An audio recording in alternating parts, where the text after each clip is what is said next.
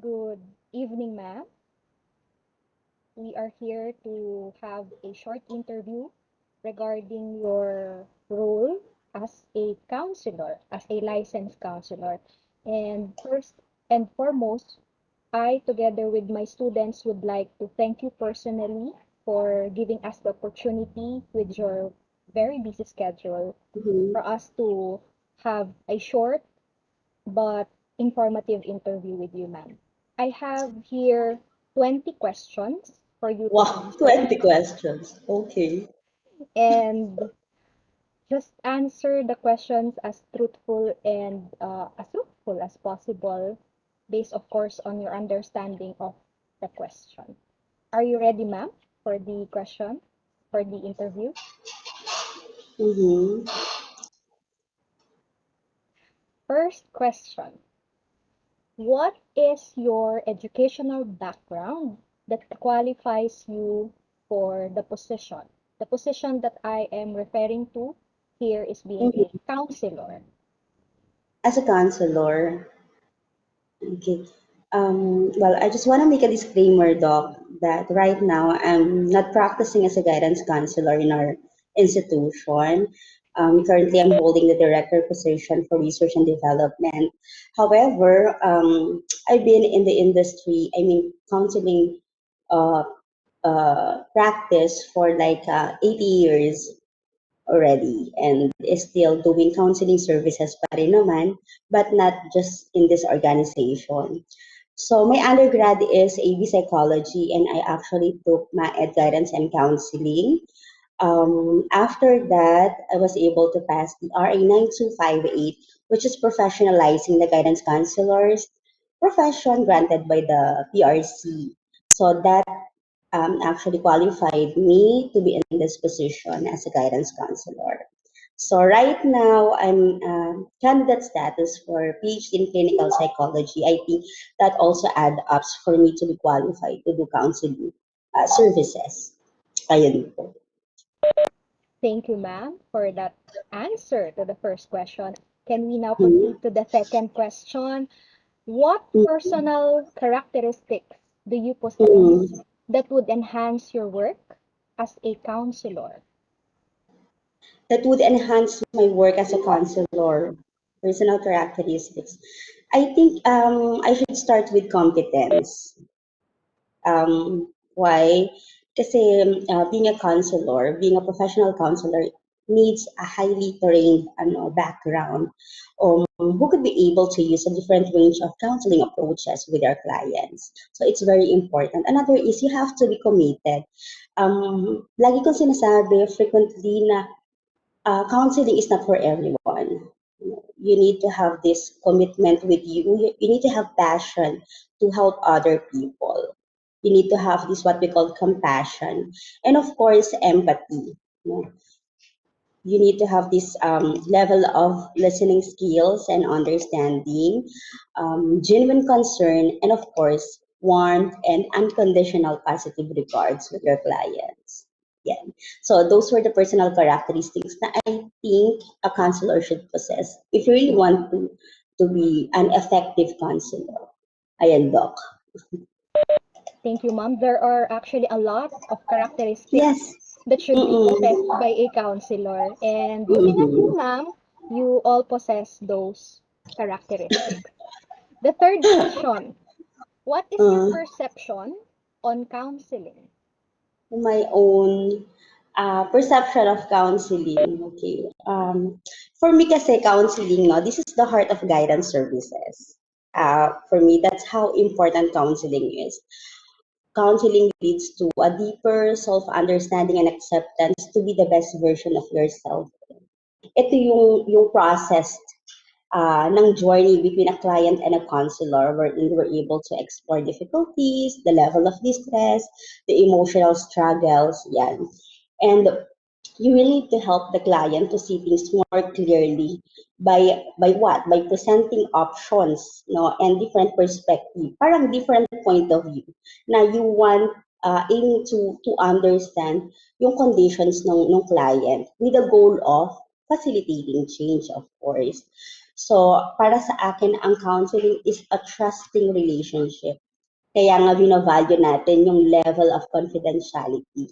That's really important. Para magkaroon ka ng tamang perception ng counseling, I think we need to understand also what counseling is not about.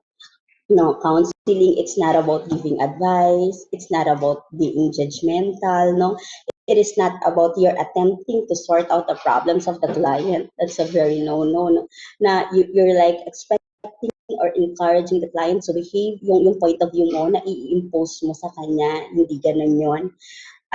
You're not getting emotionally involved with the client, yung tinatawag nating transference. At syempre, you are not looking at the client's problems from your own perspective or from your own value system. So, kung titingnan natin, napaka-big word na tinatawag na counseling. So, yun yung perception ko ng counseling ba. Thank you, ma'am. What I got from the answer is that it's the heart of the guidance program. Yes, the heart of any guidance and counseling services. And the terms that you mentioned, like transparent, these are very important Mm-mm, for counseling. mm-mm. Okay. For the fourth question, if you are assigned, Fourth pa lang tayo niyan, dami Okay. if Sige, sige. opo, if you are assigned to a school with many Mm, challenges, what are mm. some programs you would start to help improve the school Ah, climate? okay. If I would be assigned to a school with many challenges, how would I start to help improve the school climate? Tama? Yes, ma'am. Basically, kapag inassign ka sa isang organization with a particular position, hindi naman pwede na address ka ng address agad ng solution to the problem. First of all, is you need to do needs assessment. You need to evaluate what's the concern first, ano yung problema, ano yung meron doon before you can introduce some programs, before you can develop yung tinatawag na guidance and counseling services in comprehensive guidance program. So, mahirap mag-impose o mag-propose ng mga programs nang hindi mo pa na-evaluate first ano ang conditions ng isang organization. So, for me, assessment and evaluation first. Doon po tayo mag-start. Ayan. Point taken, ma'am, regarding the needs Point din. assessment. Of Ayun course, muna, dun be- muna, 'di ba? Sige. yes, before parang acknowledging the challenges that Kasi ano, madaming programs pero ang tanong kasi, alin yung magsa-swak? Kasi what if you were able to come up with the mental health programs and you would be asking or requiring to have a psychologist. Wala namang capability yung school to hire no psychology. So, you have to identify first ano yung mga resources available in the school, in the organization, what are the concerns, what are the problems. So, yun ka palang makakagawa. Ayun. thank you, ma'am. Let's proceed with the fifth question. This is Fifth somehow question, okay. situational na to, ma'am. A teacher Situation. comes to Ma-answer ko you kaya yan? Mm, concerning a teacher comes to you concerning a child with the following behaviors: aggression, poor peer mm, relations, mm, inattention to learning, will not accept adult authority mm, or responsibility for behavior. oo. Overall, how would you handle this situation? Yan. So, lagi ko sinasabi, no, ma'am, wala namang perfect formula sa bawat situation or particular cases. But ang nakikita ko doon in every cases, you have to understand the concern first and understand the client first as it is. Before ka makapag-come up with an intervention for your client. Pwede nating sabihin na, yeah, may aggressive behavior, may poor peer relations, inattentive to learning, ganyan. Pero wala namang fixed na formula na i-apply natin para i-handle yung bata. So, laging ganon, understanding the client first. Tapos, custom fit lahat ng ginagawang counseling, intervention sa ating mga clients. Yun po. Sasagot ko, nasa-satisfy naman kita, Doc. Yes, ma'am. Yes, ma'am. It Okay. it Sige. it really shows that you are really into practice of Into counseling practice. kasi I am nasasagot naman. Ngayon lang hindi. Oo. can we proceed with the next question? Sure. The next question, how do you see the word leader fitting into Leader. fitting into your role as a counselor? As a counselor, leader. Paano maging leader ang isang counselor? Sige. Ano nga ba? I think, no, based on experience, paano ko nagawang maging isang leader, although my role is as counselor. I think when you go beyond yung duties and responsibilities mo, like being part of the policy making bodies, when you start coming up with programs and you start parang making your own team and involving a lot of people, a lot of, yung mga sa organizations to do something about it, then I think nag-shift na yung role mo, not only as a counselor, but also as a leader of a particular program. Yun, parang ganun. Ayun po. So, ma'am, you agree that being a counselor is also being a leader in one way or Yes, oo. another. Mm-mm. Pang Miss Universe ang question Oh, Miss talaga. Universe. Siguro nagka-hype ako baka sakali. Next, Sige. yes, ma'am. Next question. We are on the Next second question. question. Okay. What is the counseling theory that you most closely follow? Closely follow. Counseling theory or techniques, to be honest, no, it depends eh. Madami kasing factors para sabihin ko na I'm following this particular counseling theory. For example, when I'm with my clients from those drug reformists, most likely yung ginagamit ko is 'di ba, CBT, yan, mga ganyan, cognitive behavior therapy, mga addiction focused therapy, ganyan. Kapag naman nasa school and concerns is normal adjustment of students, most likely ang ginagamit ko is person-centered therapy, yung mga non-directive approach like talk therapy, ganyan, that it would require the clients to actively take the reins during the session, no, na ang purpose ko as a counselor is just mainly as a guide or source of support for the client.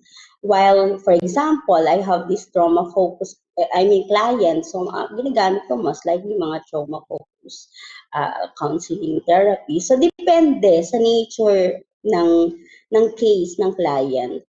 So, yun. At saka, depende rin sa level of training ng isang counselor or ako. Depende rin. Hindi ko naman pwedeng gamitin yung mga theory and therapy na hindi naman ako trained at certified. Yan po. That's a very good Ayun. answer because what I grasp from that is that you are really an experienced counselor because you are able to Oo. facilitate different theories Mm. and techniques in counseling. Mm. That's And great. you will know when to shift, no? From Mm-mm. one therapy to another. Lalo na ngayon, we have what we call the evidence-based therapies. Ang dami niyan. Behavior therapy, di ba? Cognitive therapy, family therapy, yan. DBT, dialectic behavior therapy, motivational interviewing. And take note ha, pag gumagamit tayo ng mga techniques in counseling process in school, may mga tinatawag na directive counseling, non-directive, eclectic. So I think pinaka-safe doon is the eclectic because you were able to do both directive and non-directive. Pwede kang maging client-centered, pwede kang maging counselor-centered. Depende sa needed. No? Yan. Depende sa needed ng case at ng situation. Ganun po. Napaisip tuloy ako kung naituro ko yun sa estudyante ko. Of course, they will Ganun react. o. I'm sure naman ikaw pa ba, Dok? Of Sige. course, they will react once that they heard the Mm. statements that you've mentioned. Ayan. So can we proceed with the next? After the Sure. counseling Go. theory, what is the most creative and innovative counseling technique you have used? Ayun nga. Sabi ko nga sa'yo, di ba, every counseling is diverse. So, iba-iba naman yan ang cases. Para sa akin, Um, when I started going beyond the normal adjustment concerns of my clients' cases, tapos I had exposures na, had certifications and training, na-appreciate ko yung mga trauma-focused therapy and techniques na-appreciate ko siya. Kasi it really has parang made an impact to my client na right after my cases, ganyan, makikita mo yung healing, nandun eh. Yun. So far yun, like mga EMDR, eye movement desensitization reprocessing. But take note, syempre you cannot do these techniques naman if you're not certified. You need to have certification first. May mga level pa rin. Plus, Mm-mm. plus the training as Plus, yeah, certifications, training. Yung talagang certified ka, hindi lang siya basta seminar. I mean, you really undergo proper training. yes, ma'am. Taken. Point Para lang taken. ma-inspire din yung iba na Opo. there are more beyond the talk therapy. Yes, ma'am. The Mm-mm. next question. How would you divide your time between meeting the immediate needs of the clients and keeping up with the paperwork? Ang hirap naman ang tanong mo. Dividing my time between the needs of the client and keeping up And with keeping up the paperwork. paperwork. Nung nandun ako sa counseling, guidance and counseling, if you'll ask me, alin ang uunahin ko, the needs of the clients or paperwork, I will go first with the immediate needs of the clients. Because for me, it's a responsive services. Ibig sabihin, kailangan ka ng tao. Paperwork can wait, but people cannot. So, pero syempre, malaking factor din yung tinatawag na time management. So, as time goes by, you will be able to enhance this organization and management skills mo, no, depending on the roles. Yun, natututo ka nang mag-delegate din. At saka you have to assess the level of priority din. So, ganun. Ganun siya.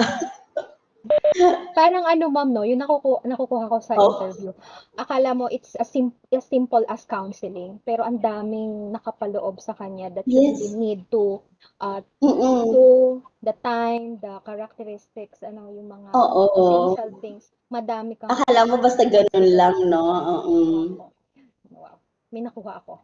May nakuha ka ba? Opo. Oo. Eto ma'am, is, question number 10. Oh, pang Miss Universe 'to ma'am. Oh, Miss Universe. What is your strongest asset? I think Strongest strongest asset. asset as counselor. Asset. Sabihin ko sana yung ganda ko, di ba? Joke lang. Pwede naman. Ano? Pwede naman, di ba? Yung pleasant ka. Kasi Hindi. you cannot attract client kapag hindi pleasant yung personality, Oo, di you ba? have to be pleasant. Requirement yun.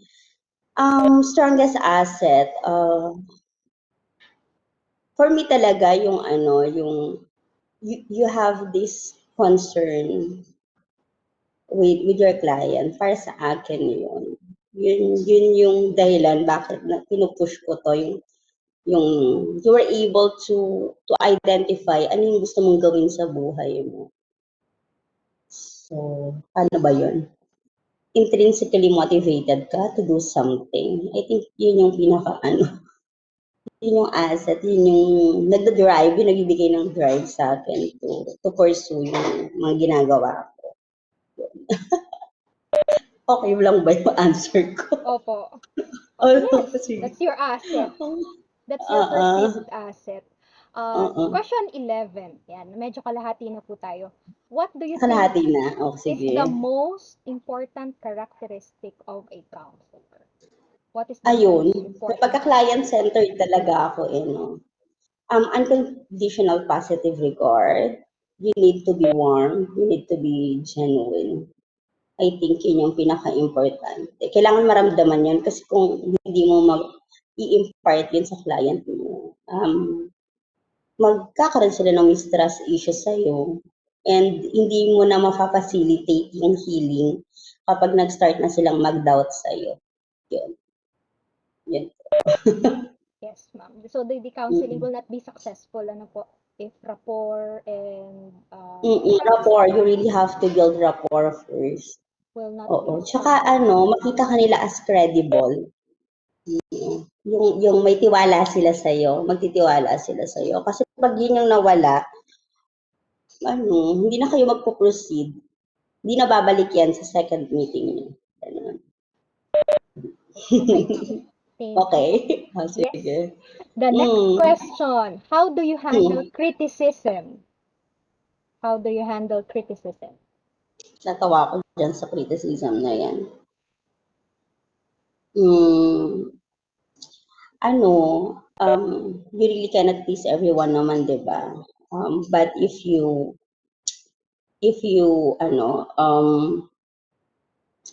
perceive it as a constructive manner, yung beneficial to you, um, well, mag-shift yung mind mo, parang ma-reframe ka. So I think that's the best way to handle criticism. Na it will not only help you as a person, it will also have impact and it will affect others within your organization. Yun. Yes, because criticism is really part of our life and being a counselor, syempre po, di ba, may mga critics Oo, pati. sine-check mo din. Opo. Mm-mm. And in connection to that, once that there's criticism, it might happen that there's stress. So how do you handle Stress. stress? How do I handle stress? Eh, di stress management, madami tayo niyan, nagpapa-seminar tayo niyan, no? First is yung self-care. So, importante yan. You really have to, self-compassion, ganyan. And yung mga tinuturo natin sa clients natin, yung mga emotional regulation techniques, hindi lang yun basta theories. You really have to imbibe, you really have to practice it also. Kung ano yung mga tinuturo mo sa kanila, ina-apply mo rin yun sa sarili mo. Ganun. Yun, that's how you handle stress. Kaya pala, even if you are stressed with whatever you have, you don't look like you are stressed. Oo, oo. Fresh pa din. Yan. Parang Fresh, kailangan fresh ka pa fresh rin, pa tama. din. Ayan po. We have the 14th question. What technology applications do you see being useful in your work? In my work, applications, technology applications, I think may mga online platform na for counseling, yung mga secured, very useful yan. Siyempre, hindi ka magka-counseling through messenger, di ba? So, yun. Kailangan, kung practicing counselor ka, you really have to invest or look for an appropriate platform na hindi mo compromise yung confidentiality at yung safety and privacy ng client. Yun. Hindi na ako magbabangkit kasi baka confidential yung mga platform na ginagamit ko. Opo. Ayun. Saka baka wala kami Sige. nun. So baka makumpleto ng Wala estudyante. kayo nun. Wala kami nun Ah, halimbawa. meron So, kayo pa. the State 15th question, University. ma'am. Oh. What might your professional development plan look like?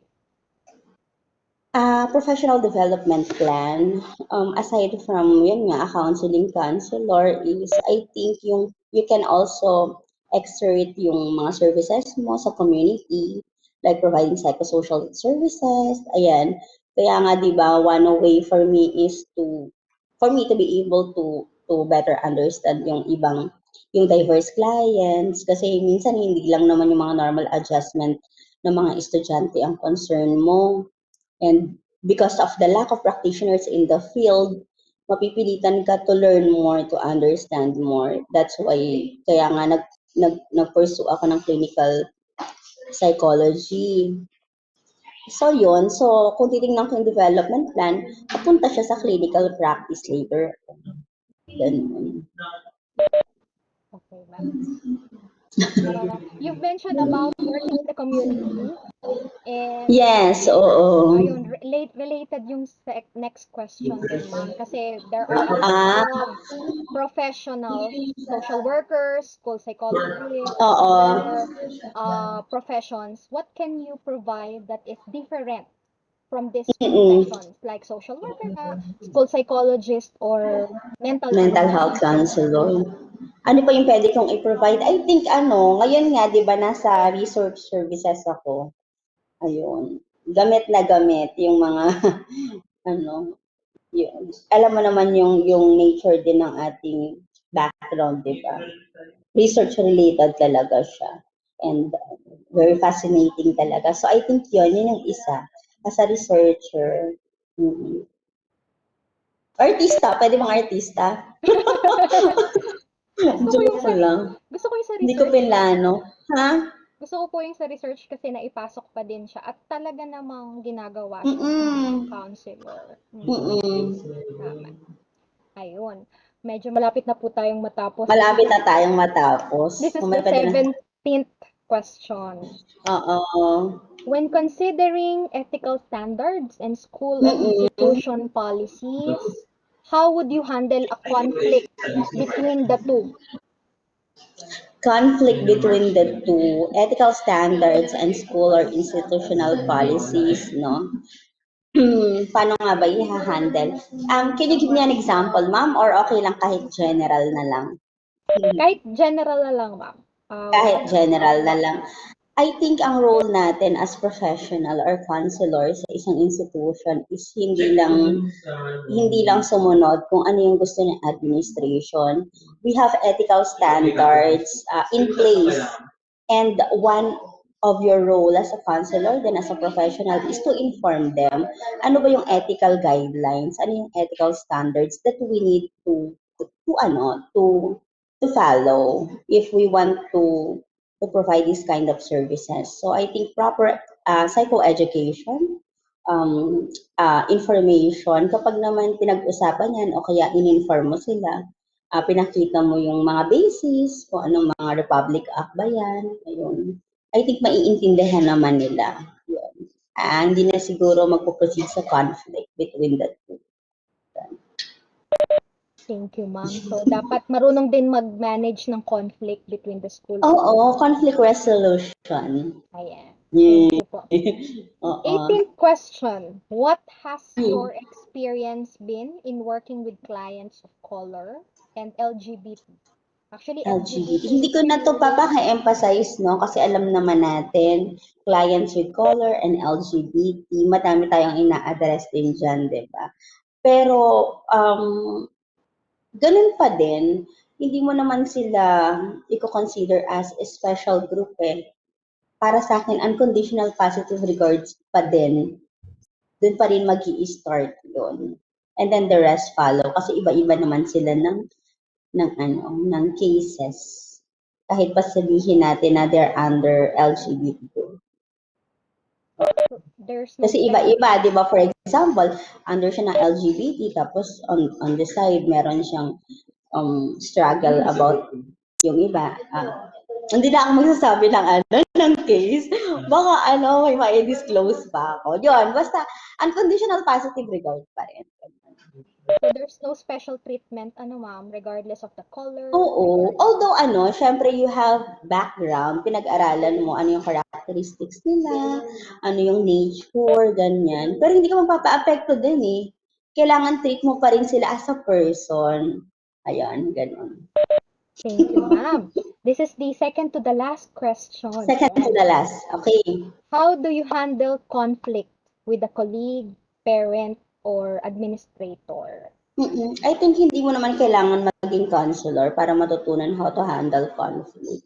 You just have to be professional about it. Yan. Practice professionalism, di ba? Respect pa din and follow kung ano yung what's ethical, ano yung core values ng organization.